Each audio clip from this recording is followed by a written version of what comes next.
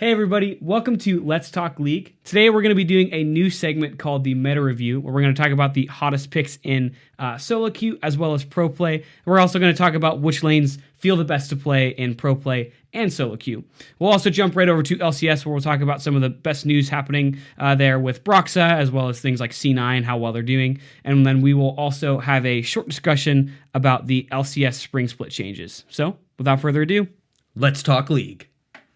Now, for those of you who are just joining us by podcast, you actually can't see, but we have a brand new setup that we're running today for the very first time. Woo! So we are beginning to test out what it feels to actually be on to record this on you and put it on YouTube. So if you're watching this on YouTube right now, hey, congratulations! You're actually watching the first episode. We're in my office here at work. We have our little graphic up here on the screen, which was formatted just as a square, like an Instagram post, so like it should stretch to either side, but whatever, we're getting there. We'll figure it out. we're gonna look into some stuff with lighting and things like that. Yeah. And hopefully have this like up and running and looking good for you guys. So, but this is gonna be the first week of it, so tell us what you think. Yeah.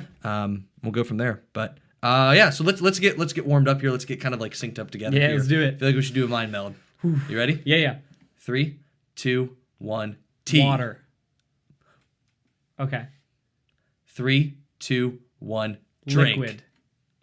Okay, I got this. Yeah. 3, 2, 1. Team. Ocean. Oh. 3, 2, 1. Sea. Liquid. Wait, you can't do it again. Wait. Okay, yeah. So we were at ocean and team. Ocean and team, yeah. Okay. 3, 2, 1. Dragon. Lift. 3, 2, 1. Core JJ. No. Okay, we have to get this in. Here we go. 3, 2, 1. Impact. Okay, good. Yeah. All right, that took us a while. We'll just go through LCS players until we get there. Eventually we get there. Okay, so our mind meld wasn't as successful as last week. No, not good at all. Okay, so here's our Riot trivia that we're doing this week. This is the first time we're doing this too. So if you're watching this on YouTube, tell us if you know the answer to this. But don't Google search it, because that's no fun. You can look this up. But believe it or not, Riot actually doesn't own itself. It's owned by another company. What is the name of the company that actually owns all of Riot? That's the question of the week. I actually found this out about a year ago. I was looking into like what Riot's stock was, and I was typing it up online, and they're like, "Hey, yeah, that doesn't exist on the stock market." And I was like, "Why doesn't that exist on the stock market?" And then I found out it's because it's under another company. Like you can buy stock in the company, but I won't tell you what the company is. First person to comment it, I'll like your comment, just so you know. Wow. Yeah, look at that. Whoa, big honor, guys. Big honor. There you go. Dang.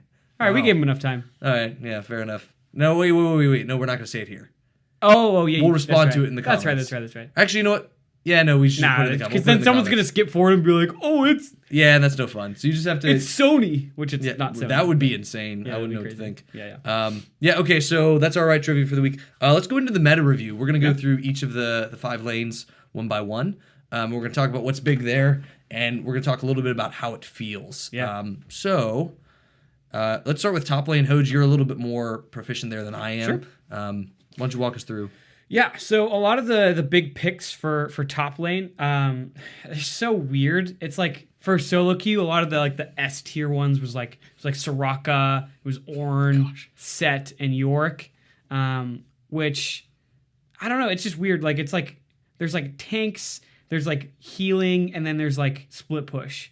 It's like it's so like there's so many variations you can play top lane right now.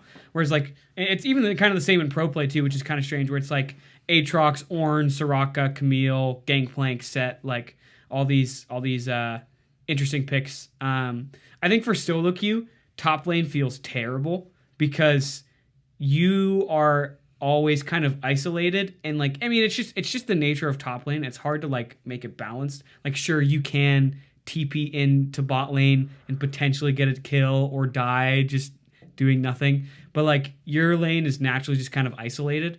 The Rift Herald changes does help your lane because it's like more action will happen around there, especially in pro play because of the 8-minute handshake agreement swap between every team of like, all right, we'll meet you there and we'll take a fight and people are going to die. But yeah, it doesn't feel great to play in solo queue because... Wait, what part of that doesn't feel great? So you said Soraka, Ornn, Set, York. Are you talking about all of pro play? No. For pro play, I think it's fine. I think it's been in a similar spot for a while where it's like you can play carries and you can have pretty decent impact. in solo queue, it feels a little less so. At least maybe for me, because I'm not a good top laner. But I will play something like Ornn or Gnar or something, and I will just get like bodied repeatedly. Or I will smash the other guy, but it doesn't matter as much, because if your other lanes are losing, like if your bot lane is losing and there's an Aphelios on the other team, or like there's a Kiana on the other team, it is harder for you to have as big of an impact unless you're playing something like. So what is the leading cause of that like problem in the top lane then? Like why is it in this state? I think it's been like in this state. I think the only time it wasn't in this state actually was 2018, whenever bot lane received. Is that when bot lane got its nerfs, or was that 2019? So the marksman got like. There's like, we're getting rid of crit. Yeah. That was summer 2018 when they started doing brand ADC and swing. 2018 is when top lane felt very good, because it was like bot lane was weird to play because you didn't really have any items that synergized with your kit very well. So you could really only build AD damage, and that was it, because all your items were like. Wouldn't you say like I feel like 2019 had a lot of power within top lane, like, at least I feel like professionally. And I think it carried over into 2019, but then I think the bot lane power started to rise a lot more with the release of Aphelios and Senna. And it's not that top lane decreased, but because bot lane got more important and did more damage, and there's just more priority around it, it kind of reduced the value of top lane. So it was just like you still had a little bit less impact. Just because it kind of went back to the island state, and like they are buffing tank items again too. So it's like it's kind of be the return of the what up Sunfire Cape. Yeah, it's gonna be the return of the solo top lane where you don't see your team for like 15 minutes. So while we're on the topic of top lane, walk us through the quirkiness of Soraka and Sona. Because Sona got nerfed, I feel like a little bit out of it, and I think Soraka got a hot fix. But I still feel like I've seen her, and she's still like being played right now. It's kind of the same sort of concept as a Karma, where it's like you just have a lot of sustain and escape and a lot of safety. Like for Karma, you use your W, and if you land the root, you get like 4% health back or something stupid. You can like shield and get movement speed, and you have a lot of poke. It's kind of similar to that, where it's like Sona got that massive buff where she got like 25% movement speed on her E at like rank 1. So she was just like zooming, and it would be like, I can poke you and then I can immediately run away and you can do nothing about it. And so it was like, it was hard to punish her for it. And she also just provides so much for the team in the late game, like so much healing, so much sustain. So if you end up taking a bad fight and no one dies, you can just sustain back up and then take the fight again, and you'll probably win because their cooldowns are down. It's kind of the same thing for Soraka, where Soraka is probably a little bit more annoying to me than Sona. I haven't really seen much Sona, but I have seen Soraka. I've played against Soraka Senna, where it was like Soraka top, Senna bot lane, and no one ever dies. It's just like her R gives you so much healing, and then her W heals you, and then she builds like Warmogs or something, and she's it's stupid. It's the infinite sustain that is just difficult. Like you can build an Executioners, but it doesn't do anything. Soraka's just busted. It's really part of it. She's very broken. I thought you said Gragas. Did you not say Gragas? No, I said Soraka. Sorry. I really thought. I guess we can watch this back now. I thought you said Gragas. Maybe I'm thinking about Gragas. Gilbert's going to edit it and say Gragas. Really crappy edit. But okay, so on the nature of Gragas, let's go to the jungle then. Sure. So right now, some of the big champions that you can see in solo queue is you see Warwick. I haven't seen a lot of Set, but I feel like I've heard some things about Set. He's really good in the jungle. Which I'm excited for, because it feels like it's the punchy boyfriend that Vi should have. Yeah. Like I feel like it's like your natural next red step. Hair. Oh, it's great. I love it. Yeah. But Shaco's being played a little bit. I'm seeing him play a lot of Elise, Jarvan, Lee Sin, Gragas, Rek'Sai. Again, I think jungle is in a good spot as far as some champions go. Yeah. You're seeing some champions that have been played for a while. Like you have playmakers like Lee Sin, early game Predator Rush on Gragas. Rek'Sai has a lot of early game agency, Elise. Like they all kind of have the same style where you want to push ganks a lot. And we talked about this last week, but the main reason for that is because jungle experience isn't as worth it to stay in power farm. Right. And I won't rehash all of the details, even though I'm tempted to. Sure. But like the point of it now is they've returned some of the experience back, which feels good. But the baseline fact of jungle right now is simple. You want to get 3 camps and gank. You want to get another camp and gank. You want to get some deep vision and gank. Like, ganking is kind of the key to victory here. And once you have early game advantage, it doesn't really matter what your team fight is like, your siege is like. Your pressure kind of carries it for you. Yeah. Which in solo queue, I think is specifically like helpful when you're like disorganized. Like, if you just have pressure, you'll win. Even if you shouldn't win, you just have a little bit more pressure and people crack under that. Right. So Warwick's a great example of that. Warwick is not a great team fighter. He's really good at ganking. He's really good at catching people out. So good at snowballing. Yeah, he's great at snowballing, and he will just push you around. But you can actually, you can beat a Warwick. He's not so broken right now that you can't beat him. He's in a good spot. He's in a really good spot. Yeah. And it very much fits solo queue gank, like jungle mentality. Yeah. Where it's just gank, gank, gank, gank, gank. Like, if you wanted to like solo carry a game, Warwick's probably your guy because he can kind of do everything. He's like, if he has a good ult, which is like good for like locking someone down. It's also really good escape. If like you're like, oh crap, you can just be like, rah. It's like one of the most entertaining things to see someone like launch out of a fight. And this is a little bit of a probably unpopular opinion, but it's my experience. I think Gragas, even though he's being picked a lot, is actually a little bit weak given the state of things. Like, he's a comfort pick for a lot of specifically North American junglers because so much of last year was with it. But he's actually not in a good spot. He needs a little bit more bang for his buck in the jungle. Like, when he's getting camps and experience and gold to really be able to turn online. Someone like Lee Sin is doing a lot better, especially Rek'Sai. Jarvan's great because he still has a lot of versatility. Yeah. Like, you can take him Warrior, you can take him Cinderhulk. But I think part of the thing, too, is, like, Gragas does give you AP. Like, if you wanted to play something like a Lucian or, like, a Yasuo or, like, an AD solo laner or more, it's, like, it gives you that AP in the jungle so that way you can balance it out. And it's weird because it's like there's not like a ton of great picks to play in the jungle. Like, Gragas isn't in like a good state. There's also not a lot of junglers who are in a great state. Like, Rek'Sai is okay, but it's more just picked for like a Lee Sin counter. Lee Sin's in a good spot, Jarvan's in a good spot, Elise is in a good spot.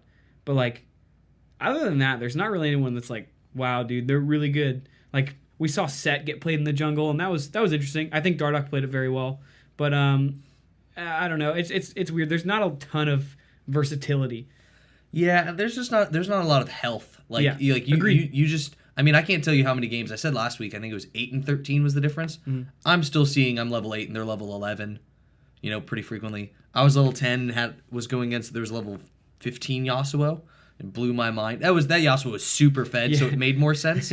But like 8 and 13 is, I feel like, a bigger, Sin. They've at least moved it up. Like, I'm a little bit higher by the time I guess that happens. But the overall state of the jungle kind of just feels bad. Right. I think it also is important to know, I forgot to say this at the beginning, Pro Play so far has been playing on 10.2. This next week is going to be the first week they're playing on 10.3. Nerfs and and some of the jungle buffs. There could be some changes with this whole meta that we're talking about right now with Pro Play specifically. But as far as solo queue goes, this is all up to date. I think my gut would say that Pro Play will stay the same. They'll just be healthier. It'll be really have a little similar. More agency. Yeah. Like, and it actually is not bad that I think they're one of the weaker areas in the game because they have so much responsibility to empower the other lanes. Right. I think it makes sense. Kind of like support is empowering the ADC, should be weaker, kind of by nature. I think it's the same thing with that. But yeah, I think it's the state of jungle. Yep.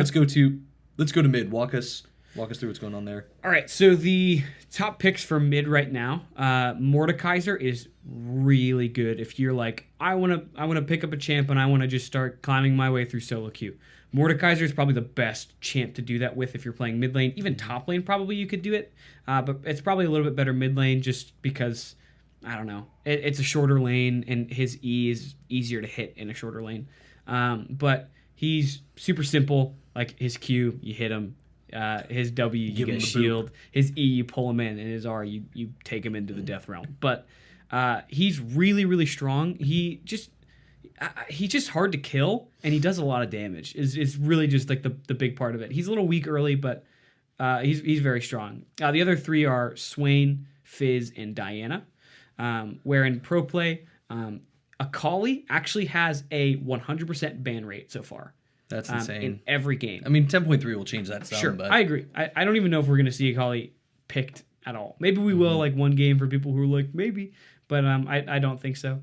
Rumble, LeBlanc, Lucian, Zoe, and Syndra are all big pro players. I think one more, I guess, to add to mid. I feel like I've seen some like Orianna popping up. Yes, yeah, that's another at one. least solo queue, maybe mid more recently. Yeah. Yeah, I think what's kind of cool about this. So I actually like Mordekaiser. He's a little bit overtuned, but I don't think he's broken. Yeah. In my opinion.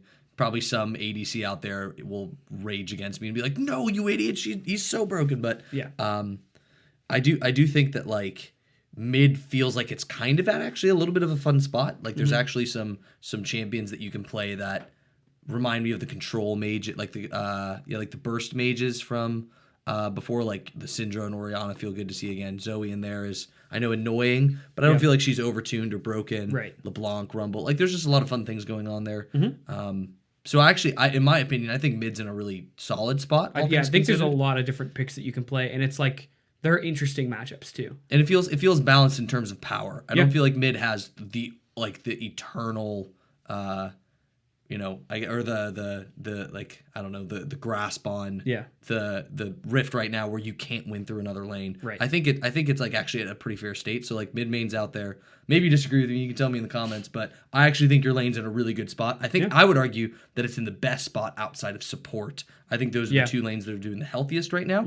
And I wouldn't actually want to change maybe their power level. I don't know where you pull power from then, but like maybe you have to lower it a little bit in order to like. I think it's totally fine if mid is like very impactful late game and even early game. Like if you're playing around your mid laner and that's your best strategy, then like you should be rewarded for that. I think playing around, it's tough to give every lane like equal impact, and that's probably never going to happen. Mid lane is always going to probably be one of the most impactful because it's the shortest lane. It's the easiest to gank because it's just like it's right there everywhere. It will always kind of be the president, and the other ones will like fill the cabinet, so to speak. They will always think they're the main character in every anime. It's just like. And actually, that's so like even though top lane's in kind of an odd spot, I think the cool thing about top lane right now is there is a lot more. I know I'm going back to this. Is there's a lot more creative picks? Yeah. Because mid is a little bit more defined. Jungle is a little bit more defined. Like you just have to play early game ganks. Right. So like if you need someone who scales late, you could try to figure that out in the top lane. Like you could play an Nasus and just scale to 23 minutes and then go off. Sure. If you needed to have some AP, you needed to have early game AD. You needed to have it actually feels like it's the most creative. You can get away with the most bullcrap up there. Yeah. Doesn't necessarily feel the most rewarding, but if you're going at it as a top laner and like let's say Clash, which happens in the next week and a half from now, I think that will feel very. I don't know. It'll feel like very rewarding if you are that kind of player that likes having versatility and likes being able to play the matchup. Yeah. I think it will feel like a really, really good thing. Yeah, I agree.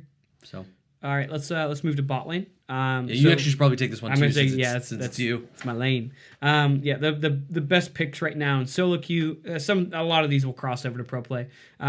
Misfortune, Senna, Jinx, Vayne, Yasuo. Pro play is literally Aphelios, Misfortune, Senna, Xayah.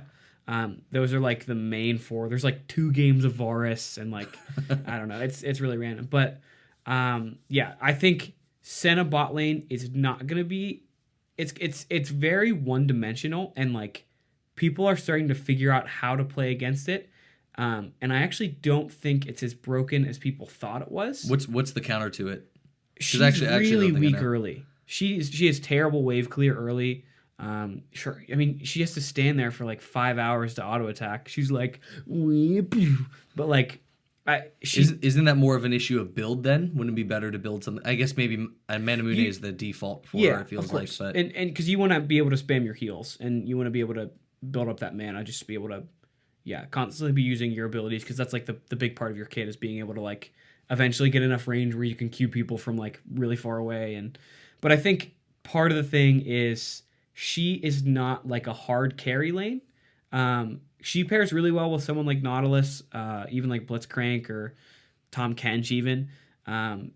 Just something with like a little bit of CC so that way she can land her W and like. But I think she's very easily punished just because she just doesn't have that much damage early on. To the bot laners out there that disagree with you, what is the lane that you would pick into? So like if you had let's say you had Senna Nautilus, what's a better matchup against that? Lucian Braum. Because you can proc the. You can get the stun. Passive, you could do Aphelios. You could do Misfortune. I mean, there are obviously counters. Is a Jhin a good counter? Yeah. No, I would say not because usually you take Glacial Augment and like if you can kite him pretty well. Okay. I've not had a ton of success playing against Senna as Jhin. But then again, I might just be bad. So who knows? But I think Senna, she did get nerfed too. So I don't think we're going to see her a ton in pro play anymore. Okay. Team Liquid will rejoice. But you might see her as support now. It's true. I actually will get to that. I don't think we will, but we'll get to that in a second. For pro play, Aphelios, they're changing the way that you can view his stuff now. So the way that you used to do it is you could only view his on-hand weapon, and you had no idea what his offhand weapon is. Now you can view his offhand weapon. Is they're doing like a hot fix for that? Okay. Because part of the thing that made it so annoying was when you were like, okay, I have no idea what his offhand weapon is, but he's got the sniper. So I'm just gonna go in. But like you as a Aphelios player could see it. Yes. But yes. Okay, other people can't see it. So I played against Aphelios the other day, and I was like, okay, he's got the flamethrower. I think he has the sniper. And I was playing with Bobby, and Bobby's like, all right, I'm gonna go in. He goes in. He's got the turret. He puts the turret down, and we just die. And I was like, I wouldn't have taken that trade if I knew he had the turret, like, obviously. Yeah. And I was like, well, there's no way for me to know. Like, he's just going to stay on the flamethrower until we engage. So I was like, I'm glad they're changing that, because that was difficult to play around. I think Misfortune is still good. I think she got a little bit of an attack speed nerf, I think, early on. I feel like it's pretty minor, whatever. Yeah, it's not a big deal. And Xayah is really only getting picked because Xayah Rakan's a strong lane. Yeah, I saw that. I feel like as maybe it's just because it's more broken, but as Senna and Aphelios became more played, Xayah was queen up until that point. Mm-hmm. Now she's dropped down a lot. Yeah. Is Senna or Aphelios a counter to her, or are the other two just more popular? No, she just kind of got nerfed, like small nerfs, and then they just came out very strong. So it was just like you could just pick Senna or Aphelios and you'll be better. Yeah. But I think Senna will drop out a little bit. Okay. Or at least for most teams. I think some teams that play it well will probably still pick it, like G2, even Cloud9 might still pick it. But I think it'll be less common than it is right now. Okay. I do think so one of the champs you have on this list actually is Jinx. I know you said that, but like going to that, I actually think she's in a solid spot. She's one of the champions I hate to play against the most. Jinx and Tryndamere are just always even I know like you hate her too, or her and him. I specifically feel like I have it like deep passion for them because I have no answer. I'm like, well, I hate my life. Well, like I don't know what to do. Problems of low elo, I suppose. But I feel like she's in a good spot. Like if there's actually people watching right now and they're trying to get into someone, I actually would say you should do Jinx because even though she's a late game scaler, she doesn't feel as bad right now early game. Maybe that could change, but I feel like she's a good champ to invest some time into because I don't think a nerf's going to come. She's very easy to understand too. She actually got a buff where if you kill an epic monster, you get more movement speed, which is really good. It's huge. It'll be really good to take fights around. We might even see her pro play. I don't think so, but it really depends. And then the last two we have Vayne and Yasuo, which I both suck at, so I will not be playing them. There was a point where Vayne was super busted, and I got 2 pentakills with her, but I will never do that again until she becomes busted. But like I remember I was just running people down as Vayne with my ult because they buffed her ult like crazy. And it was like probably early 2018. I was like, this is so easy. And then they nerfed her, and I was like, oh, I just suck. Rip. But yeah, and I'm also not a good Yasuo. So, and if you're a good Yasuo and you play mid, play him bot because he's pretty good right now. Yeah, you can even play him top if you want. Like he's so in a good spot. Yeah. Okay, so last one here we have support. Some big champs to play right now are Nami, Soraka, Taric, Janna, Sona. Shouldn't really be any surprise here. There's still obviously I think some tankier champs you can play. Yeah. But I actually think those are good if you like. So like if you're new to support and you're like I don't know if I know how to work Nami super well. I would say you pick a Nautilus or Leona. You're still in a fine spot. Yeah. Like you can really engage and bully and get in their face. Part of the thing is while those champs are strong and while they're like these champs are really good to play right now, it is terrible to play Nami into Nautilus. That's like a horrible matchup because if you get hooked, you're dead. Yeah, you have nothing. So like while they're like these are really strong champs to play in solo queue, I actually would recommend not blind picking them ever. Like if you are able to like if you're like feeling good about yourself and I'm like I can do it, pick Nami or Soraka or something. But like unless you're really good, you're probably gonna get paired into like a Thresh or a Leona or a Nautilus. Yeah, it'll feel bad. You might just be feeding because it's. But if you are in the spot where like you are interested in like I don't know, maybe you're like a little bit more one-dimensional of a support, and you're like, I want to try someone, it's a good chance. It's a good time to get into these. Just recognize the weaknesses, like those who can engage on you, make it a little bit more difficult. But if you're like, I've wanted to play Janna for a while, but when was the last time Janna used? Like 2016 Worlds, you know what I mean? Like she's actually not in a bad spot right now. And I think part of the thing is too is if you get past the laning phase, you're going to be more effective than the Nautilus. Like just because you can be like, I'm just going to shield my Aphelios and he's never going to die. And then you just spam tornadoes. If he gets engaged on, I'm just going to throw a tornado or my ult. And so if you are able to survive laning phase, you're going to be more effective unless you get picked off and you die. But I think just in general, they're good, but it's more situational. Yeah, and I think you'll even see that. So like this is one of the lists where I feel like our, except for maybe mid, I feel like a lot of our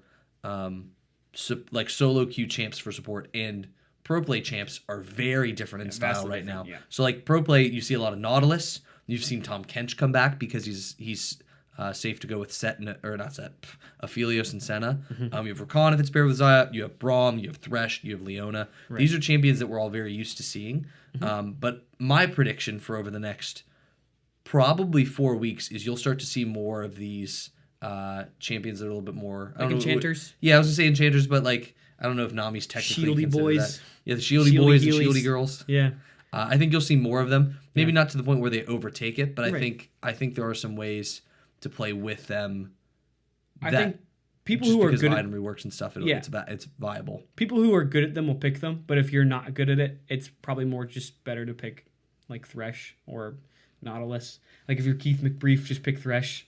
Yeah, oh gosh. That's just do it. You got a 67% win rate in Korea. That's pretty good. Is that what he had? Yeah, when he did Korean solo queue, he had a 67% win rate in Korean solo queue. So that's crazy. He's freaking Keith. What the heck? Yeah. Who is this man? Yeah. But yeah, I think that's everything for the state of the meta right now. Yeah. So let's go on to, this is actually kind of a weird spot because like we want to stop and pause. Yeah, we've never done this podcast before. And normally they have like a cool video transition. We can still do that though. Yeah, but I mean like normally they have a cool video transition, but you guys aren't getting that. You're just kind of stuck with all the awkward audio cues that Hoje and I give. But there you go.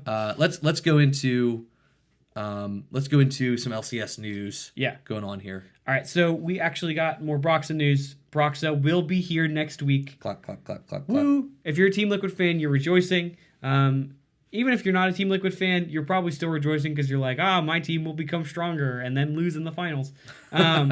Which, this is so funny. It was, I was watching Hotline League the other day, and Steve was on, the Team Liquid manager was on, or the owner. He was on, and he was like talking, and the owner of Cloud9, Jack, was in the chat, and he said, don't worry, even if you are in last place, you can still meet, like, we got to the finals anyways when we were in last place, and then we got 3-0 stomped, so there's hope for you too. And I was like, oof. That's awesome. It was great. Yeah, so let's talk about that for a second. Yeah. So he's supposed to be here this week for play, from what I understand. Scale from 1 to 10, 1 being he's going to be a failure, and 10 being he's going to be the savior. How much impact do you think he's going to have on the entirety of Team Liquid? So I'm going to give it about 3 weeks, because I think just if you were to take out a position in a professional team or really any team in general, jungle is the hardest one to just, like, you can't really pick and play it. Like, if you were just to be like, you're in this team now, like, you could do that with like a support or an ADC a little bit easier than a jungler, because a jungle is so impactful on your early game and has a lot of just kind of impact in the game in general. And so I think it'll take a little bit for them to get adjusted, but I don't think this is going to be great. I think this is going to put them either 6th place or just out of playoffs. Well, you get 8 teams in playoffs, right? For spring? For summer. Oh, okay. For spring, it's 6. We'll get to the thoughts about that. I think they might be just out of playoffs. Okay. That's my bet. Okay. I think, so my thought with Broxah on this is, so I agree with you in part. I will give him about 3 weeks to get adjusted. Yeah. It wouldn't surprise me if 3 weeks from now they're 6-6. Sure. You know what I mean? Like, I would just be like, okay, that's fine. They're 2-4? 2-4. Yeah, so if they go 4-2, I guess, over these next weeks, or maybe they end up 5-7. Sure. I actually think their last games they'll turn on and really click. Maybe even go like 7-1 or whatever the math ends up being. Yeah. And the reason why I say that is I think Brox is going to need time to gel with the team. Of course. There's there's just such a different mentality coming in, and now there's a lot of pressure put on them. There's probably going to be some awkward stuff that happens. Yeah. I think also the team is going to have to take some time getting adjusted to someone who is a leader and a shot caller. When they lost Smithy, I think he's a great jungler still. Yeah. They lost someone who was truly. He's in second place. Yeah, he's like the Bengi of Team Liquid because he just was the glue that held everyone together. Yep. Now Bengi was a lot more aggressive at times, and obviously he won Worlds 3 times, so he's better. But he had the same kind of calming presence and leadership. So Doublelift is kind of your cocky, arrogant, faker.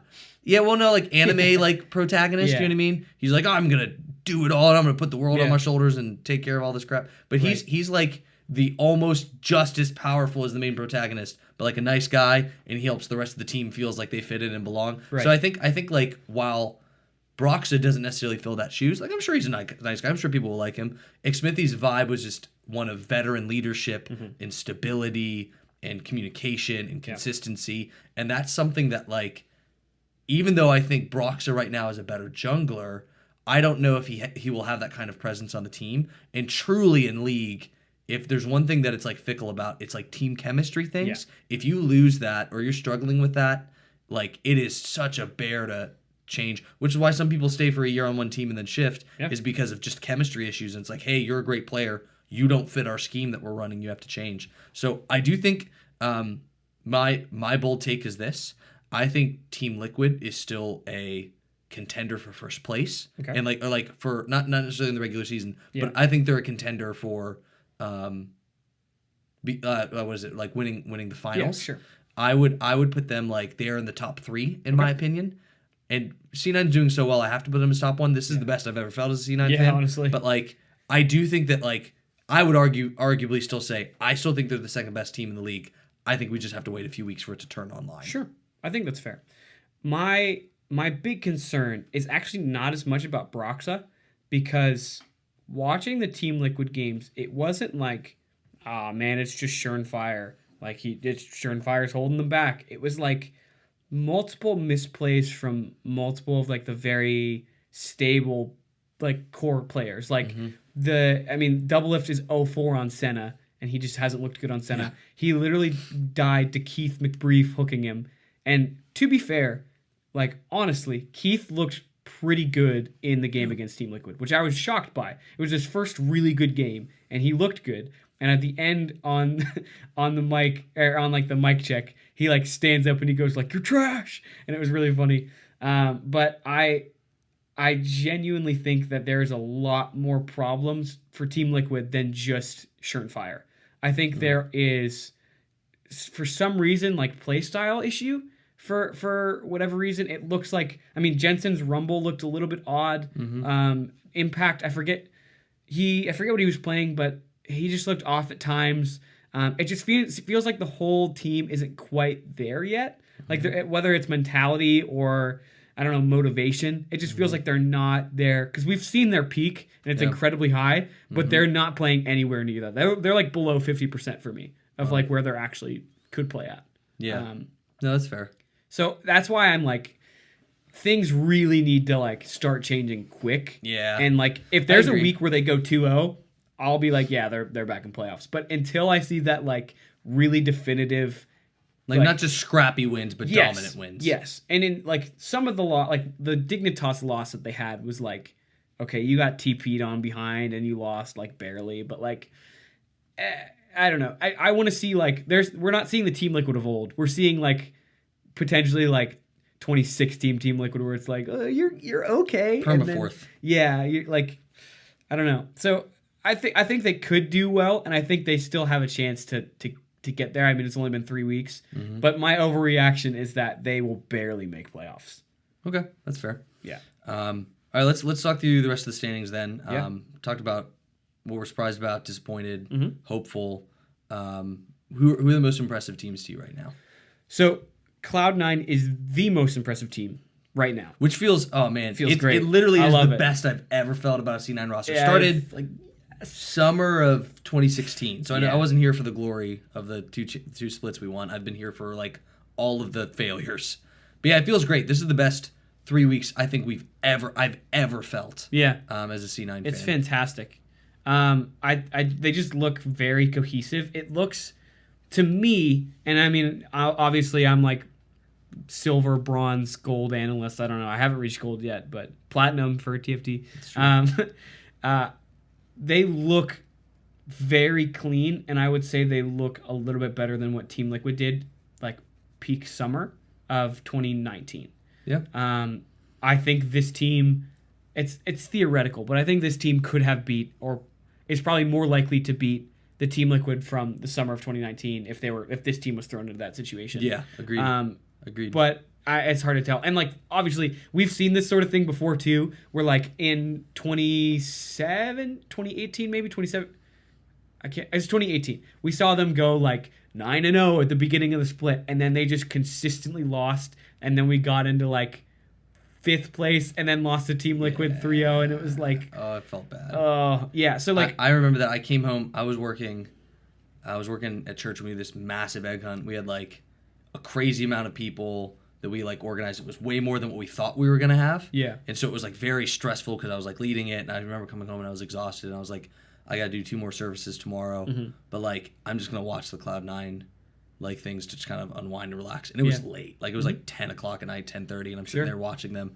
And I went to bed after we got. Was it 3-0? Is that what it was? I went to bed and I was like, I should have just gone to bed. I'm now gonna be that much more tired, and it's awful. And it wasn't even like the games were close either. It was just like 3 stomps, and it was like, well, that sucks. This feels terrible. I'll tell you who I actually like. I like the way TSM is playing right now. I think they're just solid. I don't necessarily know if I want to say like TSM is back, because there's just a lot of unproven things about their chemistry. Yeah. But I think the right foundation is there for them to really succeed. They look alive now as part of it. Yes. Broken Blade looks like he's more comfortable. Dardoch looks like he's adjusting to the team well. Bjergsen isn't sick anymore, so he looks a little bit more alive. He was like 0-0 and 12 on Ornn mid, which was cool. Kabe, he looks okay. I'm not like, wow, Kabe looks great. I think Biofrost is making him look a little bit better. Yeah, it's just hard to tell. Like, there's a meme that was saying like 2020 Biofrost is the best support that TSM has had since 2016 Biofrost or whatever it was. I don't remember whatever year it was. Great. No, yeah, I just like I like them. Like a little bit of the rivalry between C9 and TSM has died down. So like, it wouldn't surprise me to see TSM rise again and do some great stuff. It wouldn't surprise me actually to see a C9 TSM finals this spring. That would be wild. It'd be like old times. It'd be great if we could win one. We go 3-0 again, we lose. Oh gosh, that would be the most C9 thing ever. It honestly, really would. It would be classic. Really would. But yeah, another team that like impressed me was Immortals. I wasn't like impressed by their play by any means, because I don't think they played particularly like well. It wasn't like, wow, dude, Immortals is doing crazy, but they were just like solid enough to win games, and they're tied for second, which is like, no one predicted that. Although I did say that Soaz was going to be a lot better than people expected. He's been smurfing on Cho'Gath, which is hilarious. He's literally just like, it's a great counter actually, and I will praise the coaching staff of Immortals for a second, because teams are like blind picking Senna Tahm Kench, and then you just throw Cho'Gath in there, and Senna can't kill the Cho'Gath, because she's just a terrible tank buster, because your auto attacks are slow. She's really good when you build lethality, and so like she just doesn't really sync well with a lot of the tank buster like things. So you just run in there as Cho'Gath and you just don't really die. Yeah, and Soaz is a really good Cho'Gath, so he doesn't really like lose lane. I mean, I think he didn't solo kill, but he was like killing people in lane, which is just like, wild. Man, it's a little cringy, but it's great. Yeah. Now another team, you actually have this on here. I don't know. I like them. It was mainly for the Team Liquid. I want to like them. When they first entered the league, I was like, I want to like them so bad. But you have Golden Guardians on here. I will say this. This was really funny to me. I saw this roast because I noticed this when I looked at their jerseys, and I pointed this out. I don't know if it was you or who I was watching it with, but like Golden Guardians doesn't really have a lot of sponsors. No, they have like a couple like here. They're just backed by the Golden State Warriors, is really it. Yeah, and then they have at their jersey, it's like says Ticketmaster, and so there was a roast that I think Golden Guardians had of Team Liquid or something like that, and then like Jack from C9 commented like, this tweet brought to you by Ticketmaster. And that's all it was. And I was dying. I wish I knew exactly what it was. Yeah. Like I'm probably a little bit off of that, but it was some sort of roast with that. Yeah. I want to like Golden Guardians. Yeah. Since they have entered the league, Clutch was the number 2 team for me, and then they were like meh, and so I was like, oh, maybe Golden Guardians, and then they just have like. They've just kind of like let me down. I would like to see them do well because I just like their brand. Sure. Yeah. Like, but I actually don't know if I love their players or their decisions for stuff. I love Closer. He's one of my favorite junglers right now. Dude, let's go back to like December when we recorded that podcast and we were drafting teams and we're like, please no, don't get us Closer. No, I know. And now I'm like, dang, I wish I would have had Closer. Because Closer looks really good. Like, he looks surprisingly really good. And like, I don't think anyone would have predicted that. Like, he looks like probably upper half of the table for junglers. Mm-hmm. I don't know. It's just the team like looks like it has some sort of possibility. Like there's like a potential of like maybe you could make you have 6th place. You have Haunser. Yeah, you have Haunser and like did great. Closer looks good and FBI at times looks serviceable. And Keith when he's playing Thresh is apparently okay. Yeah. Golden Glue dies like 3 times and then wins a game and like yeah, it's like one of the worst looking teams that like could work but probably won't. I actually wouldn't say Golden Glue is the worst mid laner in the league. I would actually give that honor to Ica because I think Ica has been terrible. Oh gosh. But which is a surprising thing that Immortals is as high as they are because I think Ica's bad. But yeah, might cut them. Yeah. Okay, so let's do this. We're running out of time here a little bit. So I'm just going to talk about what I think is most disappointing. Yeah. I am going to say specifically CLG. Sure. I did not expect them to be this bad. I think I had them ranked low. I'd have to go back and see. Mm-hmm. But like, I didn't think they'd be this bad. I mean, they took 3rd in summer. I know they had like a lot of changes and all that. But like, I'm really surprised. Are they 1-5? Yes. And actually, they beat the one team that I was going to say is the most disappointing for me. Evil Geniuses? Yeah. Yeah, which is crazy because I like them. They have all the right pieces. They are. Yeah. Man, so they are not making it happen. They have good pieces that don't feel like they fully fit together. Like, in theory, Svenskeren and Jizuke should be really good. Like, they should be a really good mid-jungle duo. And at times, they look great. Like, Jizuke on LeBlanc sometimes just looks like, wow, like you are destroying people.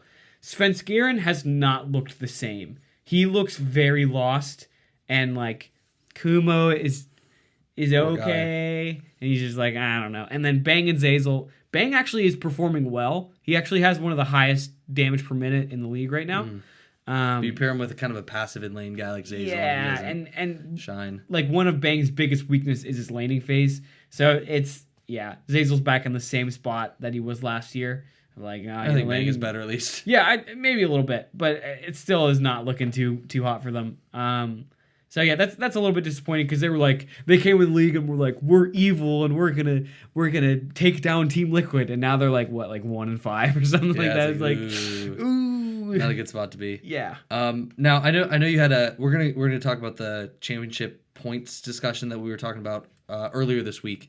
But I feel like you said you had a spicy take. Oh wait, before the spicy take, I'm looking. The match I'm looking forward to most this week is C9 and TSM. Me too. It's just a classic. It's Saturday at 6.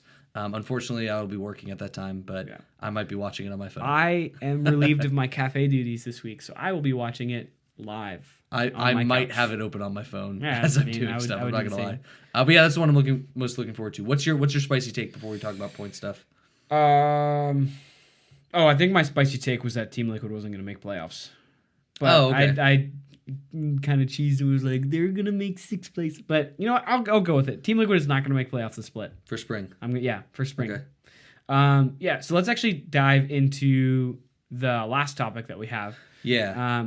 This was a random debate that me and Gil got into, and we were like, let's just talk about this on the podcast. Yeah, so let's like kind of like set the stage for this. Sure. And then Hoje and I will probably go back and forth. We like kind of paused our discussion. Yeah, we were so like, we could like hold. argue this live. Yeah. So actually we haven't really charted out where a lot of this will go. Yes. I don't know, maybe we get in a fight and throw things at each other, but that's oh no. Got him. I win. That was a bottle cap he Yep. threw at me. That's gonna bother me that's on my floor now. I got Oh him. well. No, I'm not going to get That's it. I don't think That's you too could. far. So here's kind of the situation. During the offseason, the LCS reevaluated their position for how they do playoffs. Before, whoever won the summer split would go to Worlds. Second person to go would be whoever had the most championship points between spring and summer. Yep. Summer was worth a little bit more than spring. And then the last team was determined by a 6-team gauntlet that would happen based off of championship points. Yeah. So like the remaining 6 out of 8 teams would enter it, and then they would all compete for the last spot. Was it 6? I think so. I thought it was 4. Oh wait, it was so it was 4. the 6th, the 5th, the 4th, and 3rd. That's what I'm thinking. It's 4 teams. So like then it would scale up based. So the 6th would play the 5th, the winner of that would play the 4th, the winner of that would play the 3rd. Yeah. What they did in this year is they have removed the point system from spring, and the way that you get into Worlds is by having the top 3 teams from the summer split go on to Worlds. Right, That's like the thought. They've changed like the way all the playoff systems worked, and I'm not into explaining how the summer playoff thing works because it'll just be a mess for me to try and explain it. Basically, you just need to know that there's 8 teams in summer. So I held up 9 fingers. That was really funny. 8 teams. So there's 8 teams in summer. Yeah. And you can play, and there's technically like a losers kind of bracket thing that it's can like happen. double elimination. Like, yeah. So like if you're I think the 8th and 7th place team, you don't have a chance at it. You're in the losers bracket automatically. Yeah, you kind of enter at 0-1, and then you have to work your way up. But technically, you could go first and second seed, you get a first round bye. So 3rd, 4th, 5th, and 6th all play each other, and then it kind of goes from there. And that's how we determine who goes to Worlds. Now, here's the layman's terms of how we start the argument. Like, Hoje is of the camp that this is a better decision. I'm of the camp that this is a worse decision. Right. So, Hoje, would you like to start? Yeah, I would love to. I was actually thinking about this like from Saturday, from when we had the debate all the way to Tuesday. I was like, oh shoot, you're probably more prepared no. than me I then. just was thinking about it because I was like, why? Like, cause the way that I was thinking about this too is there's like, okay, so there's been 2 championships with 2 international tournaments, and something I've been saying probably for a little bit. I haven't really vocalized it a ton, but it's something I've always been thinking is like the international tournaments of MSI and Worlds are really fun to watch. MSI is a little bit it's there, like it's just like kind of an extra international tournament. But it always felt like anytime an international tournament came around, and even just in general, winning in like a regional title, like being the spring split champions or the summer split champions, never really meant as much as placing high in an international tournament like Worlds. So like the semifinals run for Cloud9 was way more impressive than Team Liquid winning both splits for some people. Yeah. And I think that's a very bad thing for the region because you're devaluing your own trophy when it comes to being the best team in your region. And so when you have two splits where one, like it's based off of like championship points where like the first split you go and you play and you get 90 championship points if you win, and you also get to go to MSI. And then you go and you're bad in summer. I think it happened to 2016 Immortals, didn't it? 2015 Immortals? They never made MSI. They went like 17-1 or 16-2. Who am I thinking of? 100 Thieves, 2018. Oh, did they just lose in finals? Is that all it was? They lost in finals, and then they got like 6th in playoffs, but they made it off of championship points. Okay, I'm just thinking, they didn't get to go to MSI. And they were like not good. They were like really bad. And it was like a negative experience that everyone was like, championship points should not stay for this reason. And it might be a little bit of an overreaction to be like, hey, let's get rid of it completely. Like there could be a better system to work with championship points, but I think to avoid the 100 Thieves syndrome and to potentially like increase the value of your like own split, like your national champion or your regional championship, is to I think getting rid of championship points is good. I think it's also good to get rid of potentially MSI was something I suggested, because if you're playing for something just for spring, then it's like this is the only thing that you have to play for. You're not playing to go somewhere. Mm-hmm. You're playing just to win and get like the glory of winning your region. And I think that is something that's been undervalued. Mm-hmm. And while I just don't think there should be something like a pretense to winning. It should be like winning the trophy is like a big deal. Yeah. And so I think championship points kind of devalued that. It was more what I was trying to get to. Yeah. So here's why I dislike this decision. So the 100 Thieves syndrome or immortal syndrome Sure. Has happened where someone does really well and they kind of falter in summer and then they just do crappy at Worlds and they're bad representation. Right. However, what this rewards is it rewards streaky hot play towards the end of the summer season. So you can have teams that are really good, consistent, a third place team in spring and a fourth place team in summer.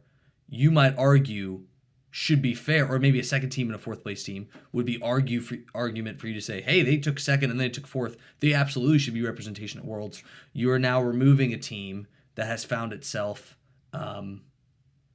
like stable and consistent, unable to go, for a team that literally could have taken 10th and then somehow squeaked out third. Sure. That also then creates the opposite end. So all you're saying is you're taking one evil and then trading it out for another. You're saying here, this is not as good as this potential thing. And granted, they're hot. Like maybe they'll do really well, but teams like that, I don't think typically have good awareness of like maybe temporarily of meta, but not of like other things, and they're not used to international play. Sure. Like when you reward consistency over splits, those teams have a tendency to go on more, and you get teams that are used to that environment, and so you have better representation for your region. But when you put in teams that just get hot and streaky, it could be a team like Golden Guardians that's never been and would never have a chance of going, but they go and they get some experience, and then they're not back the next year because they haven't really fixed their problems as a team, or haven't like figured out a solution for them. So I don't like it for that reason. I think another. Sorry, go ahead. You were going to say something. Yeah. So I think part of the thing though is like, while especially because I don't think MSI is going anywhere. I don't think Riot's going to be like, let's remove this international tournament that gets us a lot of money. I think like that's probably going to stay.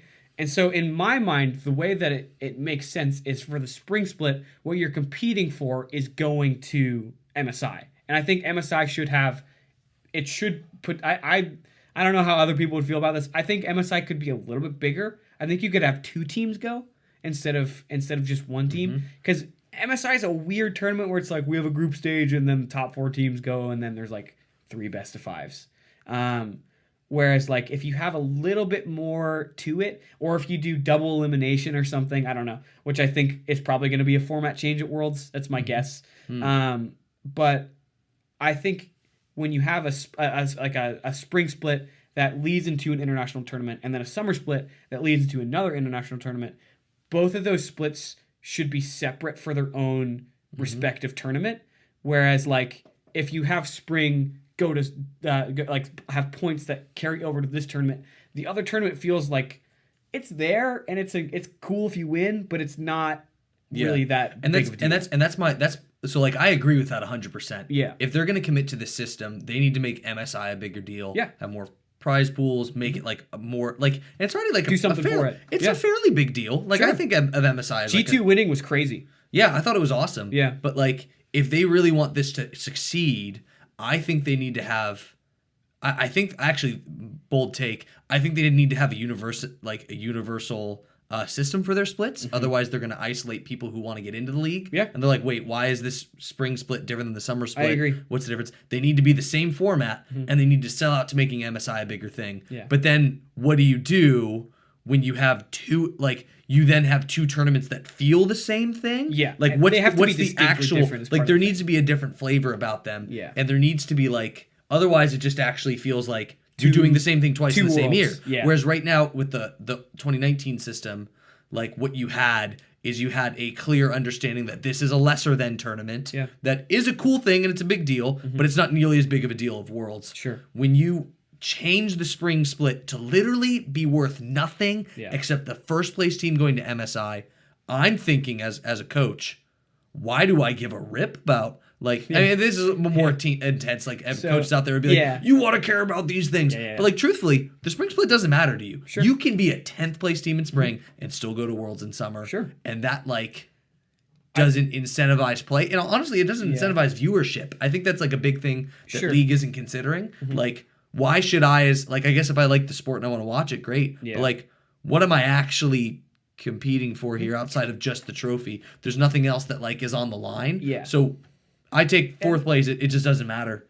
An interesting suggestion was like, stop calling it the spring split and call it the preseason. Like, I think you screw over your viewership with that though. Yeah, so like part of the thing is like a lot of teams are like, this is a good change because it allows us to be more experimental if things are going bad.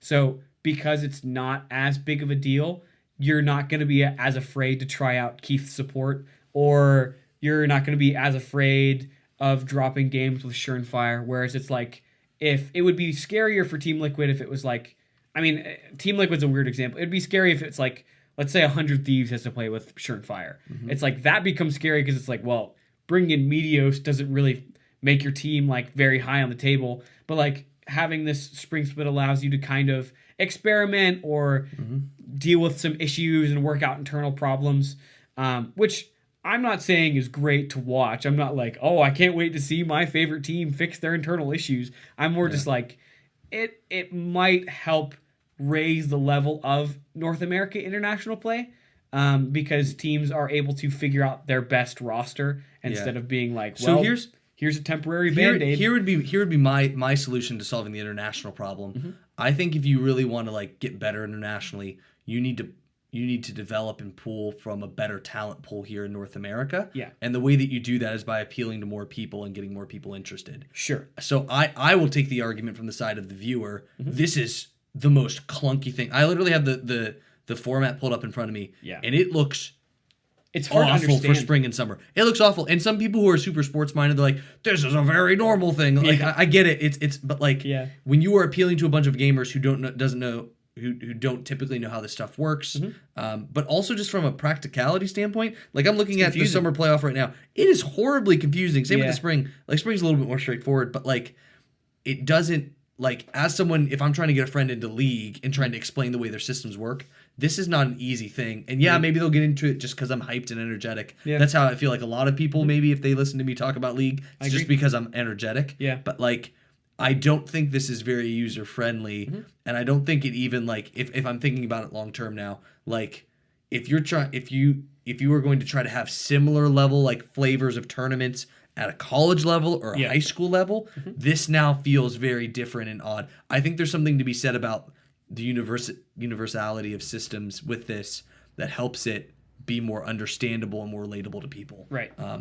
But yeah, I think if they sold out like you said, where they just made it a separate thing, that would make sense. Yeah. I think preseason would be the death of it. Yeah. And they would lose a lot of money, in my opinion. And I think. Oh, my mind just blanked. We have like a minute left. Yeah. I'm gonna be quick, but oh no, my brain. Well. That's okay. That's my brain. So I'll just say this real quick. Player of the week was Blabber. He got a little trophy of himself, which is cool. Gilbert, you can do your thing real quick. So here's the thing. So we would actually like to know your thoughts about this. If you have opinions on whether or not the new format is good or bad, you can tell us in the YouTube comments, or you can reach out to us on our Instagram. Yeah. Mine is gilbo.swaggins. Mine's Hojemania. So feel free to reach out to us. Let us know your thoughts on this. We'd love to know what you think. And also, we'd love to know what you think about our setup. Yeah. If you're watching this, I will probably always have some zip-tied cords here like that, just because we're not we're not a professional studio, you know what I mean? Like, we're not at that level. I think we're looking at some lighting stuff to maybe make this look a little bit better. Yeah. But let us know your thoughts, and we will see you next time.